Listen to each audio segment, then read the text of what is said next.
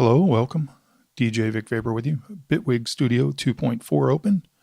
And I'm just doing a quick tutorial or making a quick video in response to our friend Jeremy over at Chillcomputer Guy. So let me show you that screen right here.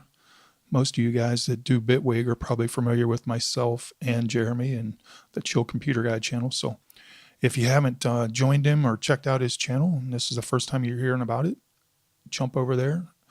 Give it a go around. Jeremy's got some good stuff going. He's got a couple different DAWs he works with and a bunch of other topics he reviews and talks about. But he recently posted a video saying he had some issue with Bitwig as far as when you're dealing with clips from the edit view. He said he likes to work out of this edit view a lot.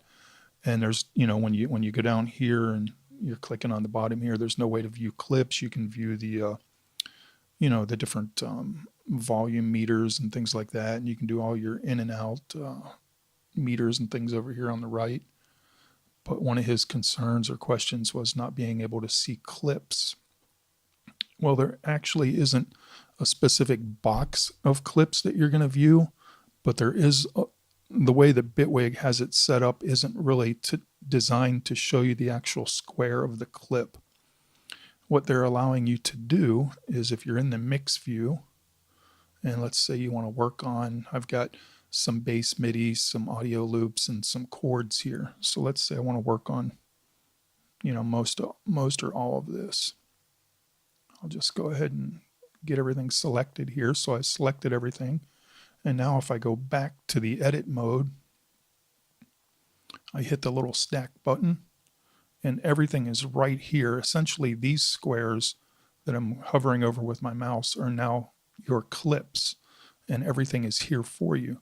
So if you just want to work on one at a time, you can access them by, once I close all the locks, they're grayed out, so they're not available to me. So the important thing about editing with the editor and understanding how this arrangement works is knowing that you have to be well organized. In other words, you can see that everything I have is labeled here with some sort of, labeling. And then the channel, I don't have the channel label, but you want to label the channel as well because you're going to be able to get multiple channels that you can work within.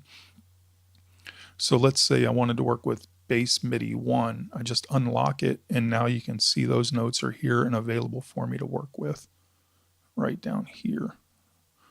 And then you can actually, if you wanted these notes to be a different color to make it a little bit easier to see, you could do that as well. So let's see, once they're in the inspector, I'm not sure where the coloring is. Again, that's probably on the other side on the mix anyhow. That's not the important part of this. I think it is on the mix actually. But anyhow, I'm not, like I said, that's not the important part. So we'll close that one out. And let's say I wanted to work with the chords MIDI. I'll unlock that. And now here's all my chords MIDI. But what we're doing here is eliminating a need to change the screen.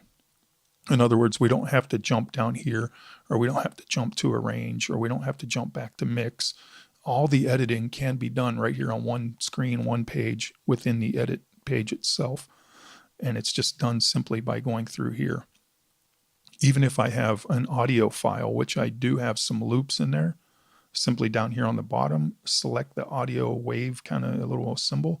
Now I've got both my audio loops that I can edit as well. And without changing the edit screen, I just select back to MIDI if I want to go back to MIDI. And then you still have all your different pitch and volume and different automation available to you down here as well that you can bring up. But that's how you work with multiple clips, MIDI, audio, whatever you want to do within the edit panel itself, instead of looking for, a way to access a clip and click on it, or if you want to go back to mix and select it and all that. The idea is you want to select everything up front and then kind of go over to your edit and work from there. So hopefully that answers some questions and gets everybody pointed in the right direction. Again, it's just a response to what I noticed Jeremy was having some issues with. So hopefully this will be a good follow-up video and tutorial for everyone. As always, thanks for tuning in. Thanks for pushing play, and peace.